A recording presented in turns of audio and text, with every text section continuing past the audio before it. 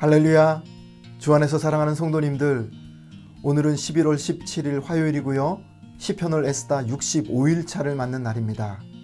오늘은 시편 113편부터 115편까지 시편을 읽고 쓰시는 날이죠.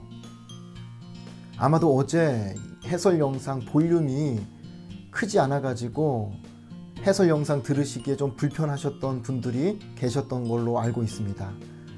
그래서 오늘은 볼륨을 최대로 높여놓고 잘 녹화를 했습니다.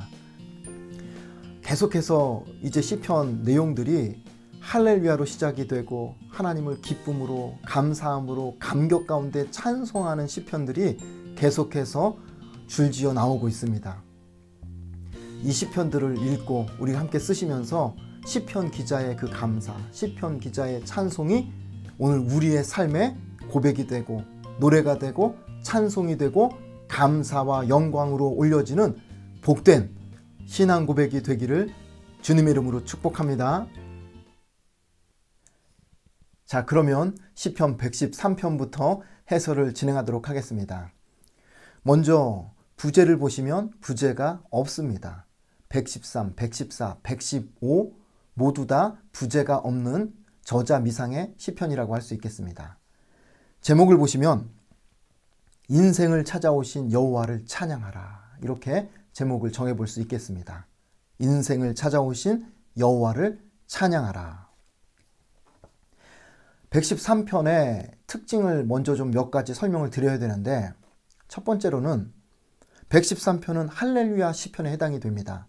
시작할 때도 할렐루야, 끝날 때도 할렐루야. 할렐루야로 시작해서 할렐루야로 마치는 할렐루야 시편입니다. 여러분, 할렐루야 뜻이 무엇인지는 아마 할렐루야 교인들이라면 누구나 다 아실 겁니다. 여호와를 찬양하라, 이런 뜻인데요. 할렐루야라는 이 한 단어가 히브리어로 볼 때는 세 단어를 합성해 놓은 단어라고 할 수 있습니다. 어떻게 나눌 수 있느냐? 먼저 할렐, 할렐이라는 이 단어는 찬양하다, 찬양하라, 이런 뜻이 담겨 있습니다. 그리고 나서 두 번째 단어는 루라는 것은 너희, 이런 인칭 대명사라고 할 수 있겠고요. 그리고 나서 마지막에 야는 반말하는 야가 아니라 여호와, 하나님을 가리키는 단어입니다. 그러니까 할렐루야를 합쳐보면 너희는 여호와를 찬양하라, 이렇게 단어의 풀이가 되는 거죠. 자, 그러면 우리가 가끔 이렇게 부르는 찬양 중에 할렐루까지만 이렇게 단어를 사용하는 경우가 있거든요. 그러면 야를 빼고 할렐루만 사용한다면 어떤 뜻이 되겠습니까? 너희는 찬양하라, 이런 뜻이 되는 거죠. 거기다가 야자를 붙일 경우에 여호와를 찬양하라, 이렇게 단어를 해석할 수 있겠습니다. 여러분, 우리가 예전에 불렀던 찬양 중에 알렐루야 이렇게 발음을 하는 찬양도 있어요. 도대체 할렐루야는 뭐고 알렐루야는 뭐냐라고 할 때에 알렐루야는 라틴어로 할렐루야를 발음할 경우에 알렐루야라고 그렇게 발음이 됩니다. 그래서 할렐루야가 붙은 시편은 할렐시라고 그렇게 히브리어로 이름을 붙이게 됩니다. 113편부터 118편까지 할렐시가 가지고 있는 특징은 뭐냐면 보통 6월절 때 부르는 시편이라고 알려져 있습니다. 특별히 113, 114편은 6월절 만찬 전에 부르는 시편이고요. 시편 115편부터 118편까지는 6월절 만찬이 끝난 후에 부르는 시편으로 그렇게 알려져 있습니다. 자, 이 정도 설명을 드리고 단락을 나눠보자면 1절부터 3절까지는 찬양의 권고라고 할 수 있겠습니다. 여호와의 이름을 찬양하라, 찬양하자고 권고를 하는 거죠. 그리고 4절부터 9절까지는 찬양의 내용이 나옵니다. 그 찬양의 내용을 둘로 나눠본다면 4절부터 6절까지는 높이 계신 하나님을 찬양하라는 내용이 나오는 거고요. 7절부터 9절은 인간을 찾아오신 하나님을 찬양하라, 이런 내용이라고 할 수 있겠습니다. 자, 그러면 1절부터 3절까지 찬양의 권고를 한번 살펴보겠습니다.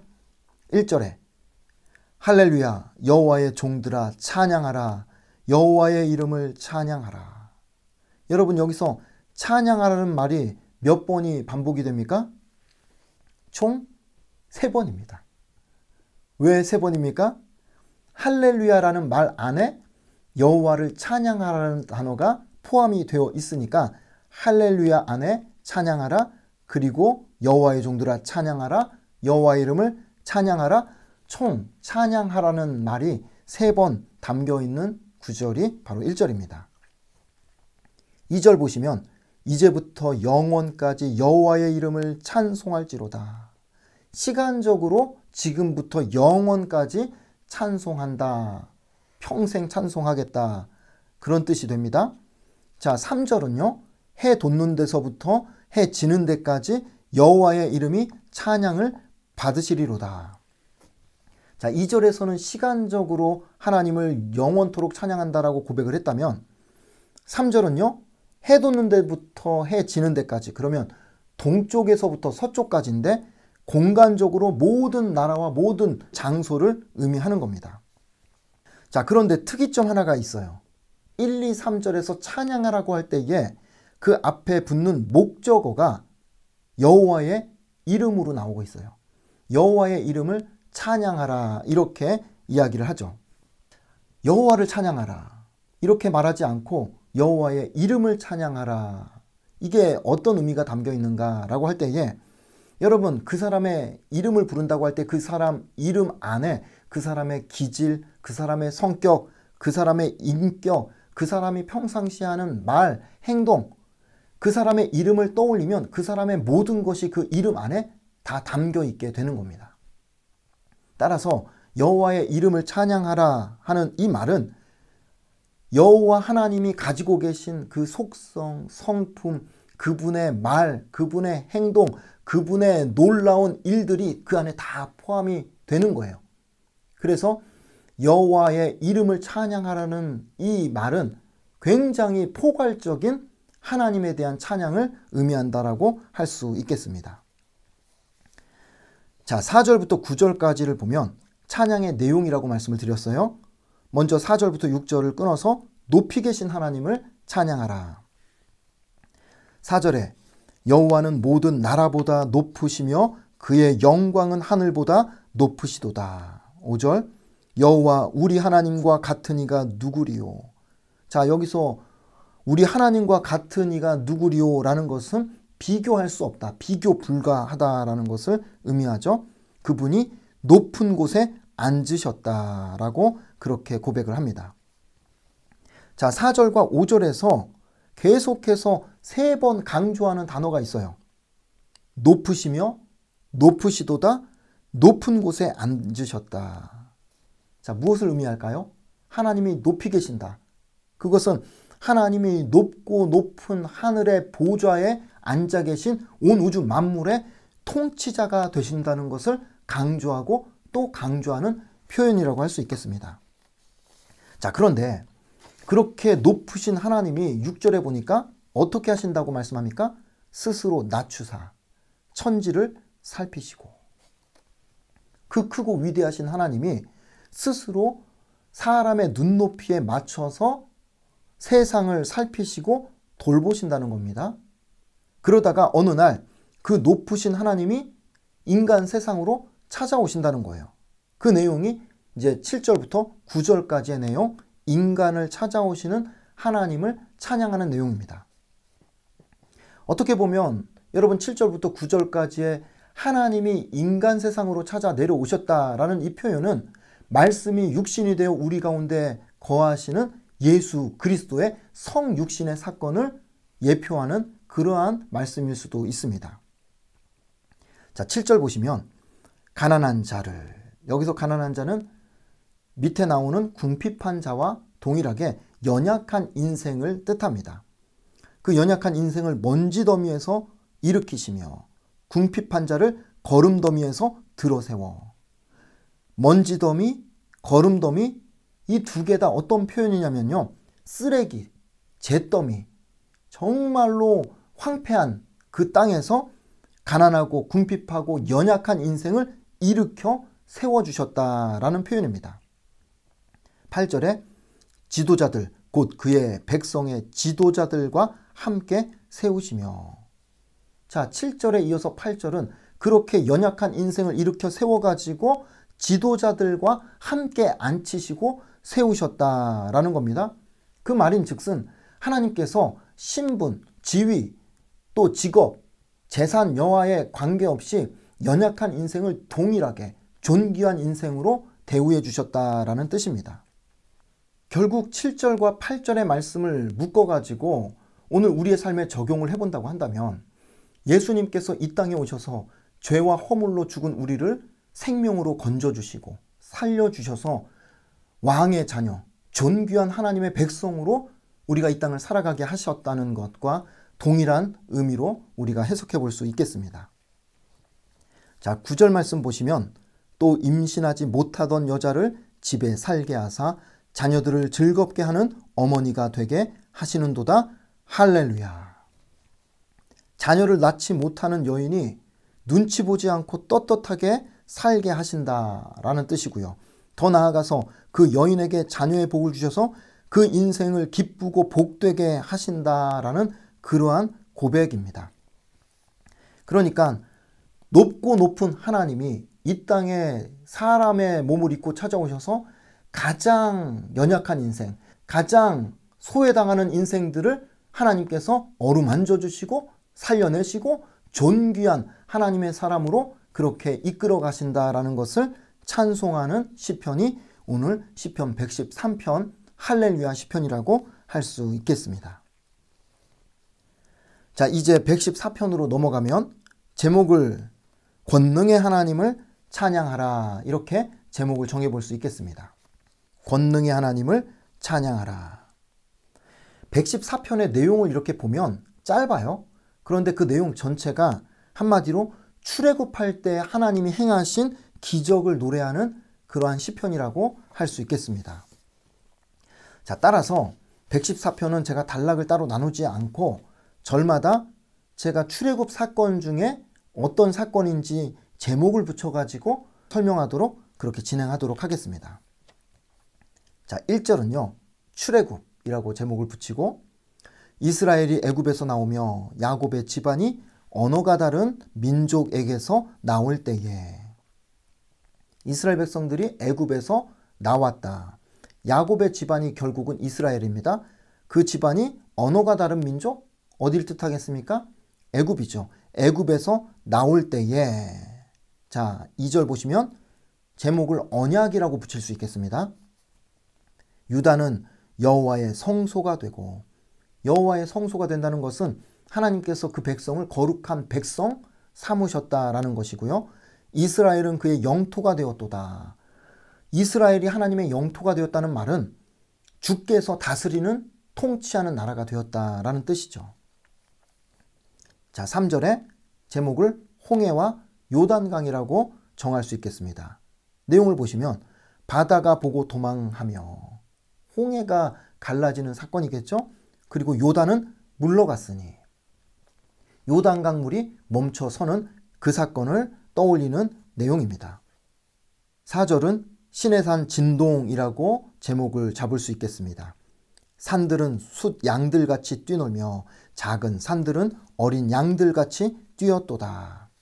하나님께서 그 백성을 애굽에서 끄집어내서 시내산에 도착하게 했을 때에 시내산에 하나님이 임재하시면서 온 땅과 온 산이 진동했던 그 사건을 표현하는 구절이죠. 자, 그리고 나서 5절과 6절은 앞에 3절, 4절을 또 부연 반복하는 내용입니다. 그래서 5절은 제목이 홍해와 요단강이 됩니다. 바다야, 내가 도망하면 어찌함이며 요단아, 내가 물러가면 어찌함인가. 홍해가 갈라지고 요단이 멈춰서는 그 사건을 표현하는 거죠. 6절에서 자, 동일하게 시내산 진동입니다. 너희 산들아, 숫 양들같이 뛰놀며 작은 산들아, 어린 양들같이 뛰노면 어찌함인가. 그리고 나서 이제 7절은 소제목이 선포입니다. 땅이여, 너는 주 앞 곧 야곱의 하나님 앞에서 떨지어다. 자, 어떠한 선포입니까? 앞에서 그렇게 놀라운 출애굽의 기적을 행하신 그 하나님을 모든 만물아, 땅들아 두려워하고 경외하라, 이렇게 선포하는 내용입니다. 자, 그리고 나서 이제 마지막으로 8절은 제목 잡기를 반석 샘물이라고 제목을 잡아보았습니다. 그가 반석을 쳐서 못물이 되게 하시며 차돌로 샘물이 되게 하셨도다. 물 한 방울 없었던 그 광야 한복판에서 하나님께서 물을 내신 그 은혜와 그 기적의 능력을 찬양함으로 오늘 시편 114편은 끝마치고 있습니다. 시편 기자가 과거를 회상하면서 하나님의 놀라운 기적을 찬양하는 이유가 무엇이겠습니까? 하나님께서 오늘도 살아계셔서 우리의 삶 가운데 얼마든지 홍해를 가르시고 요단강 물을 멈춰 세우시고 반석에서 물을 내어 만족시켜 주시는 그런 하나님이 되신다는 것을 믿고 우리가 할렐루야로 찬송하자라고 외치고 있는 것이죠. 자, 이제 시편 115편으로 넘어가면 제목을 여호와를 의지하고 찬양하라, 이렇게 제목을 정해볼 수 있겠습니다. 여호와를 의지하고 찬양하라. 시편 115편의 단락을 나눠보자면 1절부터 8절까지 참되신 하나님을 찬양하라. 9절부터 18절은 도우시고 복주시는 하나님을 의지하고 찬양하라. 자, 1절부터 8절까지 참되신 여호와를 찬양하라, 제가 제목을 붙여드렸는데 1절 보시면 여호와여 영광을 우리에게 돌리지 마옵소서. 우리에게 돌리지 마옵소서. 오직 주는 인자하시고 진실하심으로 주의 이름에만 영광을 돌리소서. 1절이 시작되자마자 뭔가 감정이 굉장히 격한 느낌이 엿보입니다. 자, 쉽게 풀어보면 하나님의 인자하심과 진실하심을 좀 나타내셔서 주의 이름이 영광 받으셔야 합니다 라고 외치고 있는 그러한 내용이라고 할 수 있겠습니다. 자, 왜 시작하자마자 이런 이야기를 하는가? 2절에 그 이유가 나와요. 2절 보시면 어찌하여 문나라가 그들의 하나님이 이제 어디 있느냐 말하게 하리이까. 자, 이 내용을 좀 쉽게 풀어보면 하나님, 어째서 이방 민족들이 우리를 향해서 너희 하나님이 어디 있느냐라는 이런 소리를 하도록 그냥 내버려 두십니까?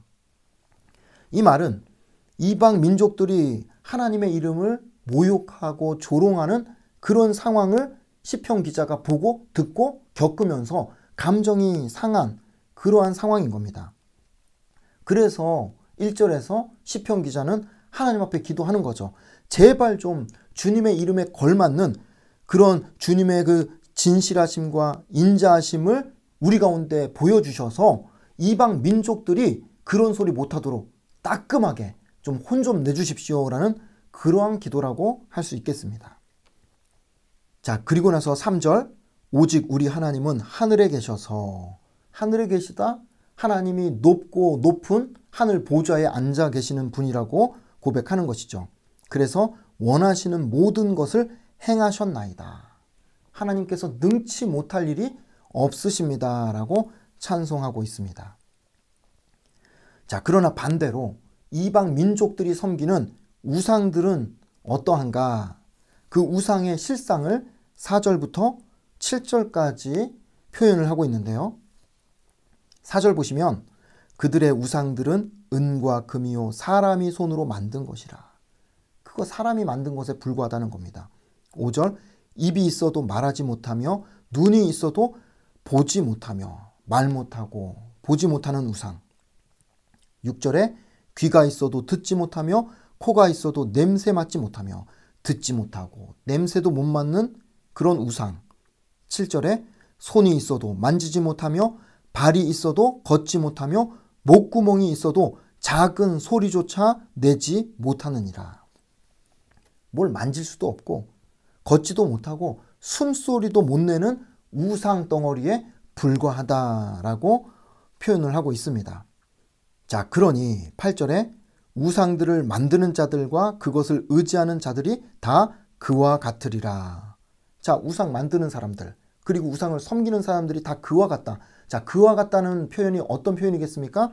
앞에서 4절부터 7절까지 뭐 말도 못하고 보지도 못하고 듣지도 못하고 냄새도 못 맡고 만지지도 못하는 총체적인 무능함, 아무것도 할 수 없는 그런 인생을 살게 될 것이라고 이야기를 하는 겁니다. 자, 왜 이렇게 우상 이야기를 하겠습니까? 역으로 우리가 믿고 섬기는 하나님은 그런 우상과는 차원이 다르다는 것을 강조하는 겁니다. 하나님이 참되신 하나님이라는 것을 강조하며 찬양하는 그러한 내용인 거죠. 자, 그리고 나서 시편 기자가 우상과는 차원이 다른 우리 하나님이 어떤 하나님이신가 하는 것을 찬양하고 있는데 9절부터 18절까지 우리 하나님은 도우시고 복 주시는 여호와가 되신다. 그 여호와를 의지하고 찬양하라. 이렇게 찬송하고 있습니다. 자, 9절 보시면 이스라엘아. 이스라엘은 백성 전체를 뜻합니다. 여호와를 의지하라. 왜 여호와를 의지하라고 말합니까? 그는 너희의 도움이시요 너희의 방패시로다. 하나님이 우리의 도움이 되시고 방패가 되시기 때문에 의지하라고 선포하는 것입니다. 10절 아론의 집이요. 아론의 집은 제사장 가문 전체를 가리키는 뜻입니다. 제사장 사람들을 향해서 여호와를 의지하라고 외치죠. 왜요? 너희의 도움이시요 너희의 방패시로다. 자, 11절에서는 여호와를 경외하는 자들아. 여기서 여호와를 경외하는 자들아 이렇게 부르는 것은 하나님을 믿는 이방인들까지 다 포함하는 겁니다. 그러니까 굉장히 범위가 넓죠. 9절에서는 백성 전체를 향해서, 10절에서는 제사장 가문 사람들을 향해서, 그리고 11절에서는 하나님을 믿는 모든 이방 족속들까지 다 포함해서 너희는 여호와를 의지하여라. 그는 너희의 도움이시요 너희의 방패시로다. 다시 말해서 여호와가 도우시고 보호하시는 참 하나님이 되시니까 우상 의지하지 말고 하나님만 의지하고 그분만 찬송해라. 이렇게 외치고 있습니다. 자, 그렇게 하나님을 의지할 때 하나님께서 어떻게 하시는가? 12절 여호와께서 우리를 생각하사 복을 주시되 이스라엘 집에도 복을 주시고. 자, 앞에 9절의 내용하고 똑같습니다. 이스라엘 집, 백성 전체입니다. 백성 전체에게 복을 주시고 아론의 집에도 복을 주시며. 자, 아론의 집은 10절에 제사장 가문 사람들에게 복을 주신다는 것입니다. 자, 그리고 나서 13절에 높은 사람이나 낮은 사람을 막론하고 여호와를 경외하는 자들. 자, 11절에 여호와를 경외하는 자들과 똑같은 내용이죠. 하나님을 믿는 모든 민족과 열방에게 복을 주시리로다. 다시 말해서 하나님께서 주시는 복은 사람을 차별하지 않는 복이라는 겁니다. 누구든지 여호와를 경외하며 여호와를 의지하는 그 사람에게 복을 주신다라고 약속하는 것이죠. 어제 하나님을 경외하는 자에게 주신다고 약속했던 그 시편의 내용과 똑같은 강조라고 할 수 있겠습니다. 자, 더 나아가서 여호와를 의지하는 백성은 14절에 여호와께서 너희를 곧 너희와 너희 자손을 더욱 번창하게 하시기를 원하노라.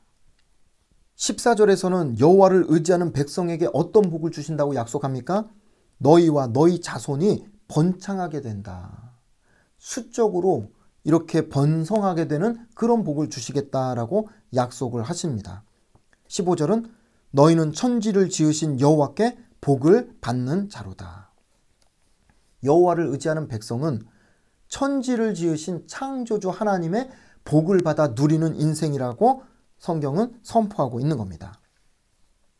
16절 하늘은 여호와의 하늘이라도 땅은 사람에게 주셨도다.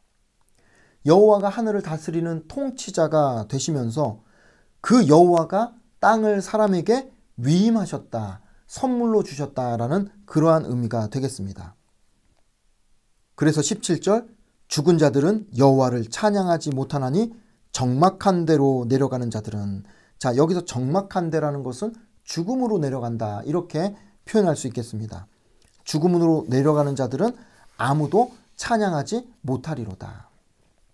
죽고 나면 이 땅에서 더 이상 찬양할 수 없게 되니까 그러니 어떻게 하자는 건가? 18절에 우리는 이제부터 영원까지 여호와를 송축하리로다. 할렐루야.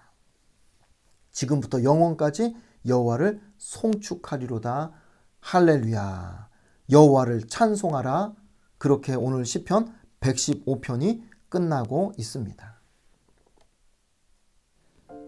오늘은 이렇게 해서 시편 113편부터 115편까지의 해설을 정리하고 마치려고 합니다.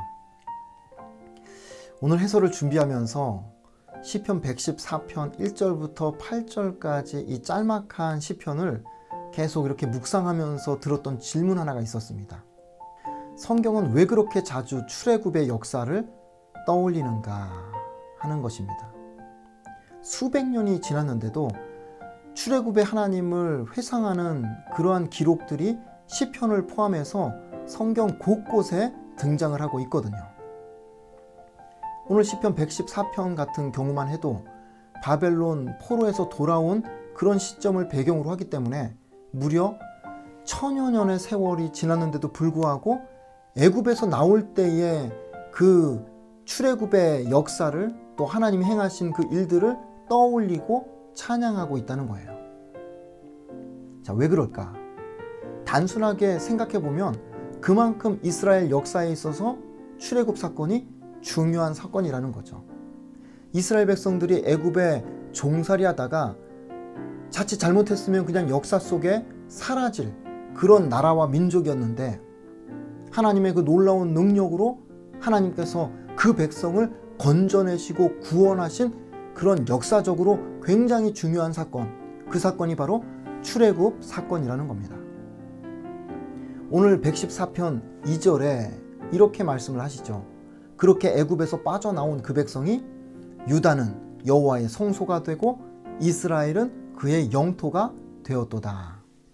다시 말해서 애굽의 노예로 그냥 수백 년을 살다가 그렇게 사라질 백성이 하나님을 예배하고 섬기는 거룩한 백성으로 만들어지는 결정적인 사건이 바로 출애굽 사건이었다라고 오늘 시편 114편 2절은 하나님께 찬송의 고백을 올려드리고 있는 겁니다. 그 정도로 중요한 사건이 출애굽 사건인 겁니다. 따라서 천년이 아니라 만년이 지나도 기억하고 또 기억하면서 하나님께 찬송 올려야 될 결정적 사건이 바로 출애굽 사건이라고 말씀을 드릴 수 있는 거죠. 그걸 시편 곳곳에서 그렇게 노래하고 찬송하며 하나님 앞에 예배하는 모습들이 드러나는 거고요. 결국에 그들의 믿음을 지탱하는 뿌리가 되었다 하는 것이죠. 자, 그렇다고 한다면 이스라엘 백성들의 역사 속에서 도저히 잊을래야 잊을 수 없는 반드시 기억하고 하나님 앞에 영원토록 찬송해야 될 노래가 결정적 출애굽 사건이었다고 한다면 오늘 저와 여러분의 삶에 있어서 그 결정적 사건, 그 출애굽 사건은 무엇인가 하는 것을 한번 이 시간 떠올려 보자는 겁니다. 다르게 제가 질문을 바꿔본다면 내 인생에 하나님이 없으면 정말 난 못 산다라고 생각이 들었던 그 사건, 하나님이 내 인생의 전부가 되신다고 고백하게 된 그 사건이 무엇인가 하는 겁니다. 더 나아가서 내가 구원받은 하나님의 자녀요, 하나님의 백성이요, 그래서 나는 오늘 밤 죽어도 천국 갈 수 있는 확신이 생겼다라고 했던 그 결정적인 사건이 무엇인가 하는 것입니다. 내 인생의 결정적인 출애굽 사건은 무엇인가, 그것을 한번 기억해 보자는 겁니다. 다른 건 몰라도요, 다른 건 다 잊어버린다 할지라도 내 인생의 출애굽 사건만큼은 잊어서는 안 되는 사건이라는 겁니다. 이스라엘 백성들이 천년의 세월이 흘러도 출애굽의 그 구원 사건을 기억하고 하나님 앞에 감사와 찬송을 매번 그렇게 올려드렸던 것처럼 내 인생의 10년, 20년, 아니 50년이 지났다 할지라도 우리 역시 하나님이 주신 그 결정적인 믿음의 사건을 날마다 기억하고 감사하며 찬송할 때 그 찬송이 곧 내 인생의 시편이 된다 하는 것이죠. 그렇게 자기만의 시편을 날마다 부르며 찬송하며 살아가는 인생은 이 땅에서 어떠한 고난을 만난다 할지라도 쓰러지지 않습니다. 잠깐 휘청거리면서 주저앉을 수는 있어도 완전히 엎드려지는 인생은 안 된다고 성경은 분명히 우리에게 말씀하고 있습니다. 그러니 사랑하는 성도님들, 오늘 우리가 시편을 쓰면서 하루 온종일 내 인생의 결정적 출애굽 사건을 떠올리는 하루가 되었으면 좋겠습니다. 그게 10년 전이든 20년 전이든 30년 전이든 시간이 문제되지 않습니다. 오늘의 내가 있게 만든 그 결정적 출애굽 사건을 오늘 떠올리시고 그것을 우리의 입술의 고백으로 하나님 앞에 찬송으로 올려드릴 때에 오늘 부르는 그 노래가 나의 시편이 될 것입니다. 그렇게 시편의 찬송을 오늘 하루 온종일 기쁨으로 부르며 감사함으로 사시다가 내일 다시 하나님의 말씀 앞에서 뵙도록 하겠습니다. 여러분 안녕히 계십시오.